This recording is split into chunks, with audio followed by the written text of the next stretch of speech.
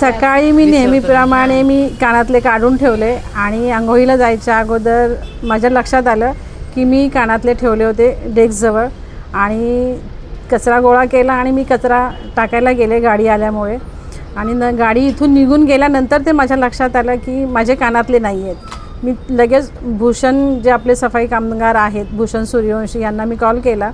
त्यांनी मला सांगितलं तुम्ही काही घाबरू नका, मी गाडी कुठे आहे चौकशी करतो। त्यांनी मला 5 मिनिटात उत्तर दिलं। गाडी आपल्या नूतन ज्ञानमंदिर शाळेजवळच होती, तिथे मला घेऊन गेले आणि हे जेवढे सफाई कामगार आहेत त्यांनी मला मदत केली, त्यांचे खूप धन्यवाद, खूप आभार।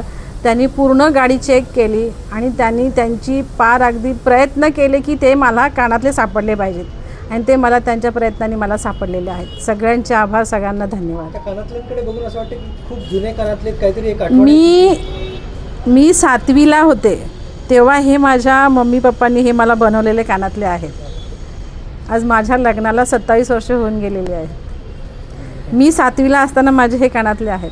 प्रथम KDMचे सर्व कामगार सफाई जे कामगार आहेत सुमित कंपनीचे, त्यांचे सगळ्यांचे आभार।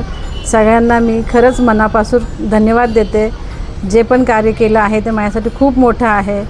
सगळं अगदी काही न बोलण्यासारखं आहे ते। अक्षरशः मला खूप मनाला छान वाटलं की अशीच तुम्ही कामं करत राहा किंवा आम्हाला आनंद वाटतो तुम्ही जे हे कामं करता त्याबद्दल।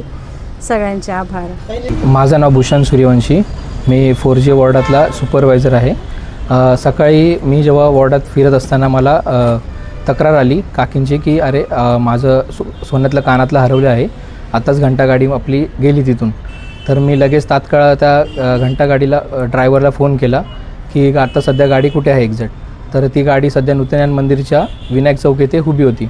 तर मी त्यांना लगेच कॉन्टॅक्ट केला आणि तिथे हजर झालो आणि लगेच ती गाडी साईडला घेऊन काकींना फोन केला की या ठिकाणी आपली गाडी उभी आहे। तर काकी मला बोलल्या की मला तिथे घेऊन चल। मग मी त्यांना तिकडून घरी घ्यायला आलो मी आणि मग तिकडे त्यांना सोडलं आणि मग तिथे आम्ही तो पूर्ण ती गाडी खाली त्यांच्या आपल्या कामगारांकडून ती गाडी पूर्ण अशी खाली केली आणि पूर्णपणे ती चेक केली। त्यानंतर त्यांचं एक ओळख होती की त्यांच्या पिशवीमध्ये लग्नाच्या पत्रिका होत्या। मग आम्ही फक्त त्या पिशव्या चेक करत होतो आणि शेवटी आम्हाला ती पिशवी सापडली आणि मग त्यातून आम्ही त्यांना त्यांचे जे सोन्याचे कानातले दागिने होते ते त्यांना आम्ही रिटर्न दिले। तुम्ही किती जण होते आणि साधारणपणे किती किलो कचरा याच्यासाठी तुम्हाला वेगवेगळं हे करायला लागलं किंवा तिथे आम्ही 4 होतो। त्यात आम्ही विनोद बेलिलकर, सुनील तेलम, चैतन्य वजे हे आम्ही तिघं आणि मी तिथे स्वतः आम्ही 4 जण होतो आणि आम्ही गाडी खाली करायला त्यांना मदत केली आणि पूर्ण गाडी ती हे करून त्यांना मदत केली, शोधण्यासाठी आम्ही मदत केली त्यांना। किती वेळ लागला आणि त्यासाठी आमचा जवळजवळ 1 पाऊण तास तरी गेला शोधण्यासाठी।